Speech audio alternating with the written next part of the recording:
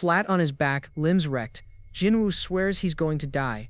2 weeks of scrolls have finally caught him. 140,000 summoning scrolls torn in 14 days. The world's hidden number 1 is cosplaying as a corpse, alone in a tiny rented room near the player zone, still begging for cream bread, because heroes get hungry before they get strong. Shoulders hunched, hair damp with sweat, he hides the richest summoning streak in the country inside a rental unit nobody would look at twice. Cream bread whispered like a prayer while the wind fairy floats above him. He cannot leech off his parents forever, and he knows it. A city rebuilt around him. Manhwa Tower is a tower of trials now, a chrome cathedral for anyone desperate enough to summon. Marble lobbies, crystal counters, queues of hopefuls, a whole economy built on the backs of players like him. Jinwoo lines up under a hood, faceless in the crowd, letting the system call him by number like everyone else. Ticket 125. He stares at it the way a billionaire stares at a grocery receipt, fighting the urge to laugh. Ramba flits beside his ear, fussing like a tiny coach, reminding her partner not to rush the selection. A soft chime. The board updates, and he finally steps toward the synthesis booth with the wind fairy on his shoulder. Ramba hovers mid-air, wings trembling, asking her partner to take good care of her today. She has done this ritual 1,000 times already. Let's do this, she chirps, as if feeding yourself into a machine for a chance at something better is just another Tuesday. The hollow booth blooms blue, welcomes him to the synthesis center, lays out the selection grid he has already memorized. A cascade of percentages dances across the glass. Wind fairy selected, registered, queued for the grinder one more time. Would you like to synthesize Wind Fairy? His thumb is already moving before the question finishes rendering. Light folds inward. Ramba dissolves into glowing runes, and somewhere in that chaos a roll of the dice is happening. There really are a lot, he mutters. Synthesis is cruel arithmetic, and every failure quietly stacks on the last one. Ramba pops back into the world. Golden sparkles, yellow dress, not a scratch on her. Synthesis didn't take this round either. He laughs at the absurdity. 140,000 summons in, still level 8. Even he calls his own luck insane. Time skips. The skyline shifts, the seasons turn, and Jinwoo keeps feeding the machine like a man who refuses to lose. Somewhere across the city, a bearded handler leans over a tablet and says, still. The name on the screen will not go away. A nervous subordinate in a brown suit stammers, yes. Why is the boss this excited about one player nobody ranks yet? The bearded suit is rebuilding his entire talent team around one name. Every resource pouring into bake Jinwoo. Still, he repeats, eyes sharp over the screen, reading like a journalist on the trail of a story that won't die. A customer asked to buy summons cheaper than market rate. He told the customer he'd look into it, already smelling something unusual. The handler studies the paperwork like a journalist. Too much volume, too much discipline. A normal player doesn't move this much stock. He's funneling everything into cheap low-grade scrolls and reinvesting. Something about the pattern is screaming at him. Back home, Jinwoo doesn't know any of this. A Korean flag, a crowd, rumors about a rising name nobody has seen in person. The bearded handler lowers his voice. This stays strictly between you and me, Juke. His finger at his lips seals the secret. And Taesong, he adds, quieter, like a second name being written on a very private list. His face tilts into shadow, a slow silhouette against the window. The hunt for the mystery player has officially started. 1,557. 1,558. The counter crawls, and the discarded cards bleed at his feet. The click of heels on stone. Someone is walking straight at him with the confident stride of a person who already knows his name. Dark heels, crisp hem, a silhouette stepping out of the daylight. No face yet, just intention. Jinwoo blinks up. A tall woman in a sharp black suit, hair like ink, smiling the kind of smile that sells contracts. Yes, she purrs. What brings you here? Ramba darts behind his shoulder, wings buzzing in panic. Jinwoo's face flushes. Something about this woman reads dangerous in a suit and heels kind of way he has never learned to handle. We actually had a meeting about it amongst ourselves, she says, eyes closed, cheek against her hand, amused. A winged saleswoman pose, a halo glowing, a 50% offer flashing across the air like a limited-time banner. Just for this time, just for him, a special exception. Summons at half price. Jinwoo's brain short-circuits. Really, he manages, voice cracking. The world's hidden #1 summoner cannot negotiate to save his life. Well then, you must be busy, she says gently, so I'll be on my way. The perfect hook, the softest bait. Her face zooms in. One sharp eye half-lidded, a blush on her cheek. She saw something in him she wasn't supposed to see. She bows politely, eyes still closed, and walks off. Well then, you must be busy, she repeats, leaving him to stew. Jinwoo stands there for a beat too long, heart still loud, before forcing himself back to the grind. How much longer are we doing this, he groans. Ramba flexes tiny fists. Let's do this one more time, the fairy insists. Now that we've come this far, he says through his teeth, we've got to pull him out of sheer spite. A slime caterpillar blob appears. F-rank, pastel, harmless. The system deadpans a confirmation. You have secured this caterpillar. Please, he whispers at the cards. A golden shine, a violent shred. Lightning cracks through the air above him. The energy collapses. The booth darkens. Jinwoo slumps forward while Ramba hovers beside him, wings drooping.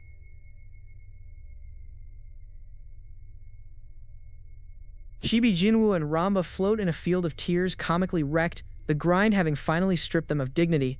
A flash. A golden circle ignites in the dark. Something inside the machine finally answers after 2 weeks of silence. Jinwoo's and Ramba's faces fall open, mouths wide, the two of them catching the same impossible beat of light at once. Sparkles everywhere, Ramba clinging to his shoulder, Jinwoo grinning like a man who just hit the jackpot he stopped believing in. This is the only moment, the system chimes.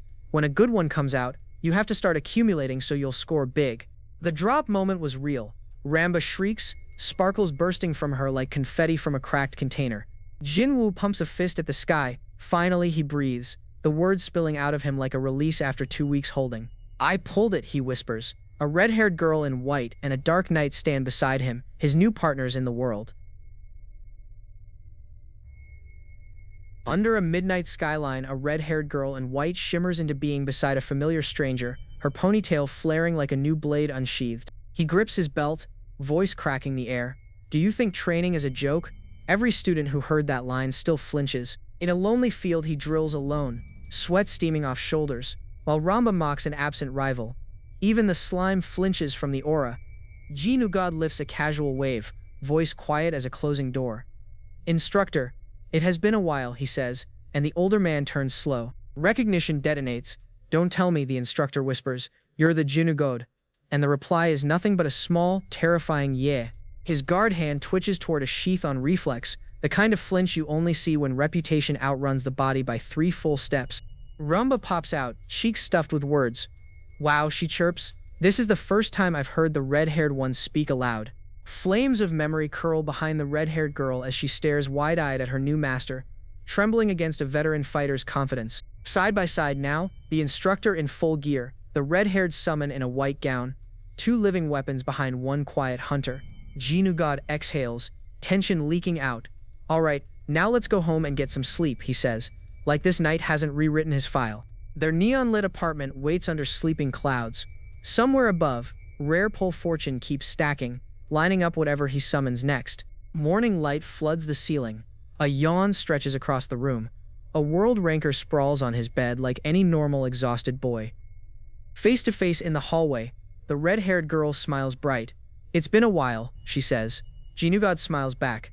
It really has. Ramba beams with glossy eyes, tiny flowers clutched in her hand.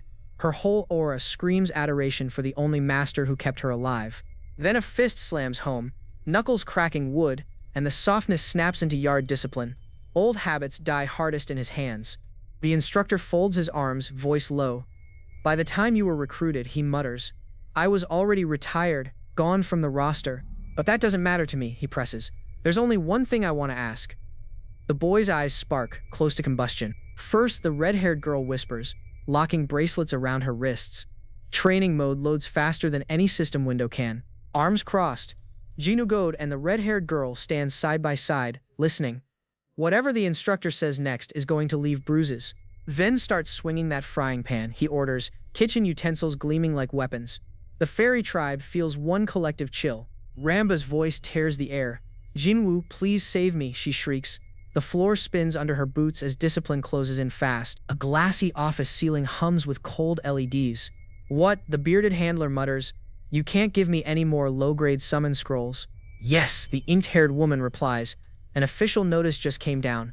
A direct order from the director, signed and stamped this morning. On top of that, she adds, they're asking for a detailed report on every low-grade scroll you've been funneling toward Baek Jinwoo. The handler sweats, stubble damp. The director, he breathes, Why would he suddenly care about something this minor from nowhere? Looks like Assemblyman Im Hiso is behind this, the woman murmurs, and the quiet war finally names its opposing general. The handler clasps his hands beneath his chin, tie loose, a slow smile crawling up. It's almost time to deliver the scrolls, he whispers. Bake Jinwoo. He breathes the name like a password into a locked vault he has been drilling open for weeks in the dark. The subordinate murmurs, edging closer. Her dark suit swallows the light while her boss calculates his next quiet move. I don't think I'll need low-grade summon scrolls anymore, the handler says smoothly, a half-truth glinting behind every careful syllable. What should we do, she asks. I've already prepared the report. He doesn't answer fast. This answer needs to be perfect. His eye narrows, thin and sharp as wire. Im Hiso, he thinks, I need to settle things with that bastard before he buries me. He thumbs through his quota list, eyes flicking over clear windows and a glowing rift gate cracking open in the grove ahead of him. A staff hands him a slip of paper. Here you go, the clerk says, and Jinugod takes the final entry ticket with a quiet nod. A quiet forest reopens around him, dappled light, leaves drifting. The rift has spat him into green. One more dungeon, one more clean run. Orcs flood the breach. Healer ranks thin. Someone howls for a net. Someone else just howls. This is not a drill anymore. A wounded hunter calls for any healer left standing. The word war slips out. Quiet, almost ashamed. Reality lands late, but it always lands. Baek Jinwoo closes his eyes. Get it together, he tells himself. Just do what you have always done. The oldest prayer any survivor has. Ramba ignites beside him, gold dress flaring. The Wind Fairy has decided the triage tent is over and the battlefield has moved. The system counts cold. 15th rupture dungeon of the month. The numbers stopped flinching. The world should. A hunter whispers the only plan that matters. Kill the giant at the back. Everything else is delay, everything else is dying loud. The giant orc lifts a cleaver the size of a street lamp. A growl rolls out of his chest like a landslide starting. Ramba answers. Ramba laughs mid-air, ribbons of wind whipping. The surviving hunters stop running long enough to stare. A wind fairy on a victory lap. Ramba stopped fooling around. He barks it like a father chasing a kid around the kitchen. She sags, wings drooping, a small sorry. Fire erupts at the edge of the clearing. The red-haired girl in white descends, hair burning, aura weighing on the air like a storm front. Dungeon cleared lights the sky. She floats above the ash, calm as weather, feet never touching the stone below her. The system appraises the scroll. Intermediate grade, about 60,000 won. Holy cow, he mutters. Spare change for a world ranker? He pockets the scroll and scans the field. A white door still glows at the edge of the dungeon, quiet, waiting for him. Across the city, a tower of blue glass rises into morning sky. All clean angles and ambition. The agency has polished floors. Inside an executive office, someone sighs hard and sinks into a chair. A tough morning for somebody at the top of the tower. The inked-haired saleswoman stands with her arms crossed, tall, sharp, patient. Assemblyman, what confidence do you have to make a bet like that? A boardroom further down the hall. A handful of suits murmur around the table. Please everyone, someone pleads. Calm down. Taesung grins from his chair, red hair catching the light. He has been saving this smile for years. Now he gets to spend it. The bearded rival leans into the table, bubbling with heat. Every vein in his neck says he is tired of losing in silence. The talent the assemblyman fostered, Taesung drawls, has never once made the national team. A sentence aimed straight at Hiso's record. Hiso's temple vein jumps. He is an assemblyman. He cannot lose composure here. But the insult has hands and it reaches. Over just that one thing, Hiso answers quietly. The room tilts. That one thing is his whole reputation and everyone knows it. That bastard Lim Hiso? Taesung thinks, bitter sweat crawling down his temple. Years of buried grievance pouring into one shot. The rankers Lim Hiso fosters are selected every year. Taesung swirls the line like wine, already tasting the upset he plans to force. The contract reads plain. Loser admits the other assemblyman is superior, resigns, and pays 1 billion won if it breaks. Hiso says fine. The saleswoman's eyes sharpen. Surely you aren't doing this because you believe in that Baek Jinwoo person? She asks, voice low and level. His hands fold tighter, knuckles pale. But, he says, the word hangs between them, the heaviest single syllable this chapter has offered. I believe in Baek Jinwoo. Hiso says it quietly, like a man naming the only bet he has left in the world. Even if you say so. She starts, already pivoting toward the door. She does not believe him yet. She might by sundown. Her heels click across polished floor. What is it, she asks, glancing back. Something in the atmosphere has just shifted. The door bangs open. Baek Jinwoo stands there, flushed, paper in hand. The kind of news a man carries because he cannot wait. Taesung's face unthreads. What? He says it flat, disbelieving. A crack appears in the man who has not stopped smirking for pages. The saleswoman freezes mid-step. How many rupture dungeons has this person cleared already? The math refuses to cooperate with her weak. A bearded face leans out of shadow, smiling into the light. The predator has seen something worth chasing. He whistles once. Baek Jinwoo punches the air. 60-second dungeon. Cleared. Hiso allows himself a quiet smile. Today, the numbers picked a side. 10 million won sitting on a phone screen in a dim apartment, and the only sound is that tiny evil laugh slipping out of Jinugod. His face gives him away before the grin does. Flushed cheeks, open mouth, the look of a guy who just realized he is quietly ahead of everyone. The cash is real. The monsters gave up enough cores to change his life, and now he has to decide who gets a slice before the hunger takes over. And lastly, the one account that matters. His eyes narrow over the screen, half in shadow, already thinking 2 moves ahead. 6 million won in the sub-account, untouchable by family, untouchable by taxes he does not feel like thinking about tonight. Every coin in that wallet is fuel for player upgrades. Not rent, not food, not a car. Fuel for whatever comes next in the dungeons. He pictures the top players in their armor, their summons, their crystal-studded guilds. Everyone is quietly farming the same daily dungeons he is. Daily dungeons are the answer.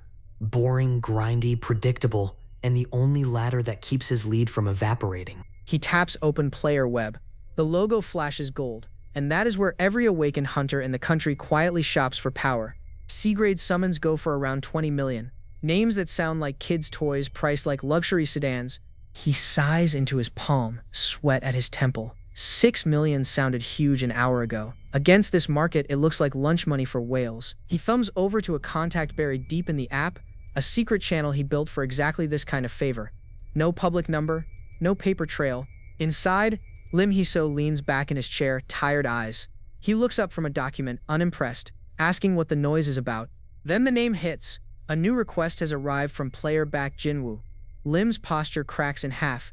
The assemblyman is no longer bored. Lim sits up straight, eyes blown wide, hair askew, demanding to know exactly what the player is requesting this time. The handler thrusts the phone forward.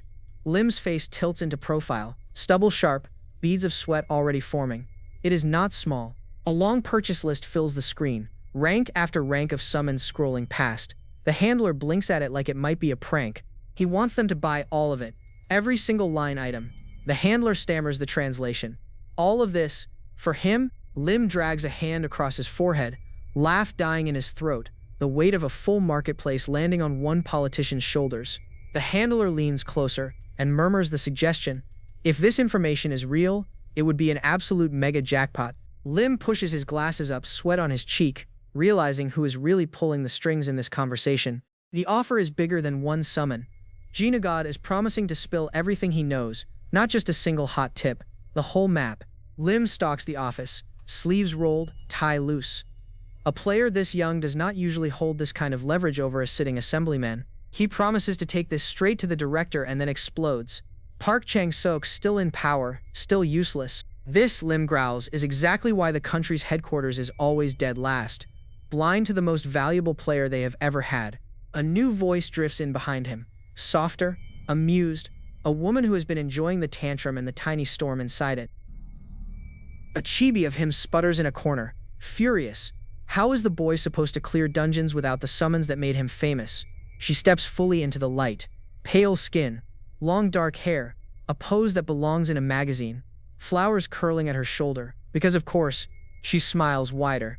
This is the look of a woman who knows exactly which piece on the board is about to move and she intends to move it. She is from the Daesung group, one of the biggest family names in the country, towers with her surname on them, trophies lining the lobby. The player she is most interested in, of course, is Jinugod. Her hair ripples in the spotlight like she is already writing his next contract. Why not simply spin up a private one-person agency, she suggests, and handle negotiations herself? It is so obvious when she says it.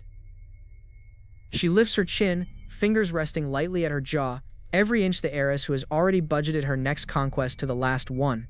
A chibi of the rival handler yelps backward, sweating over a pile of gold coins. She is why every other agency is about to feel broke. And just like that, the Daesung heiress has drawn her line. Jinugod has not said a word, yet she has already decided he is hers. The inked hair saleswoman is back, and this time she's not here as a favor. Daesung's heiress has business with Baek Jinwoo.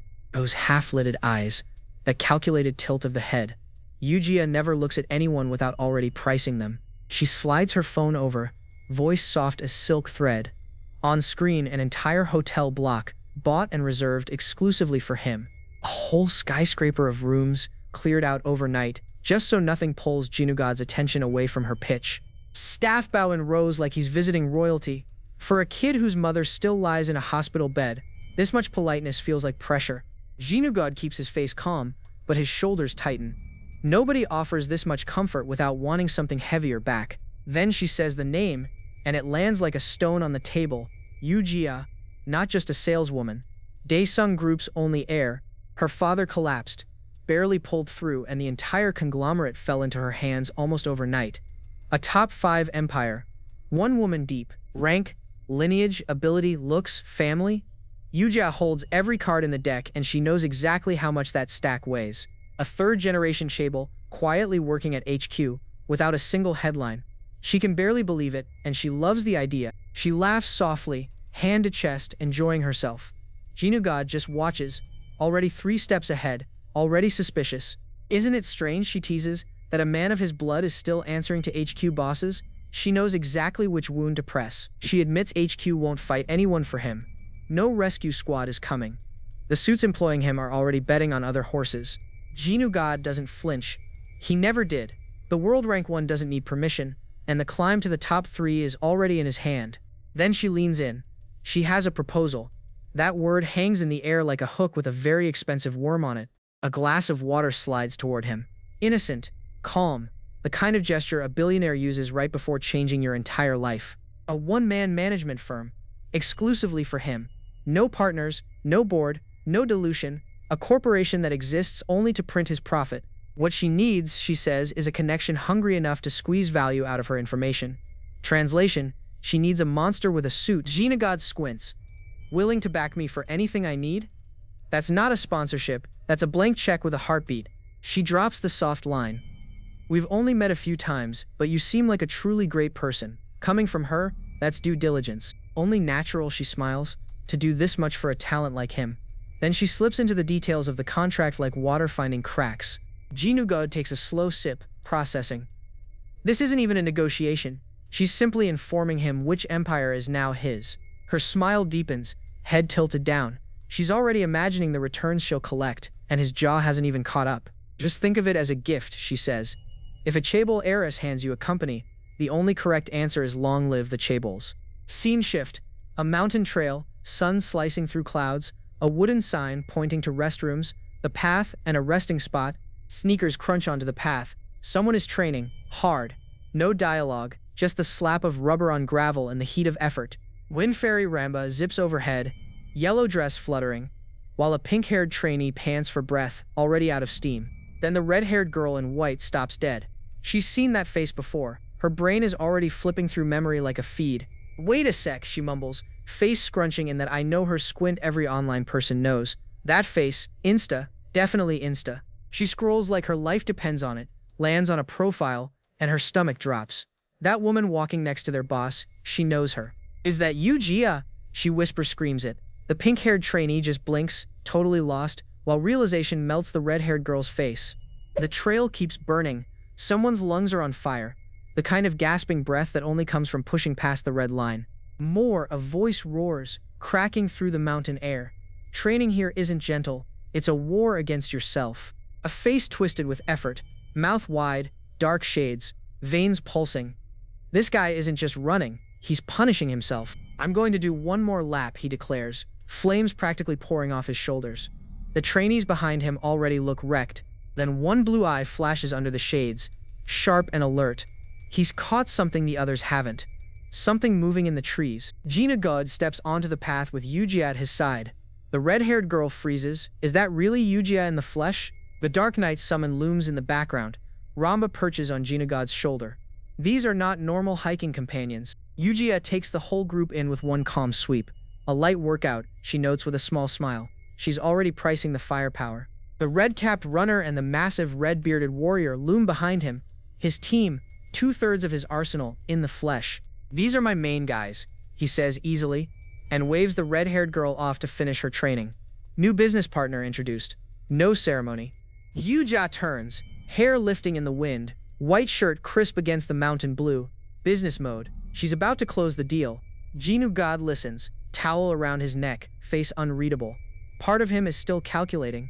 The other part already knows he'll sign. She walks him through the terms in a blur of clauses, his head ticking down each one like a lock tumbling into place. She laughs, arms crossed, completely at ease on a mountain trail, negotiating like it's her father's boardroom. Jinugod reads. She watches. The Daesung heiress has never wanted anything she didn't already own, and right now she wants him. A one-man firm, no co-founders, no shareholders, a skyscraper of support with only his name on the top floor. She lifts a hand, fingers slender, almost beckoning. Sign here, and a dynasty bends to your climb. Besides, she adds, voting rights don't matter in a one-man company. Every word designed to make him feel untouchable. Now is the time, she says, to set greed aside and solidify our bond. Coming from a Chaebol, that's practically a love letter. His thumbprint presses down. Bake Jinwoo, sealed in red ink. A single quiet moment that rewrites his financial future forever. Contract complete. Flashes a chibi stamp. Yuja grins like she just added an entire continent to her portfolio. They shake hands. I'll be in your care, Director Yu. Of course, she answers. The quietest, richest handshake of his life. Deep in another forest entirely, a leather-armored swordsman stands on a cliffside path, eyes sharp, sensing something in the wind. A searing streak of light rips through the trees, moving too fast for a normal blade, far too straight for a stray spell. Back on the training trail, Jinugod turns puzzled.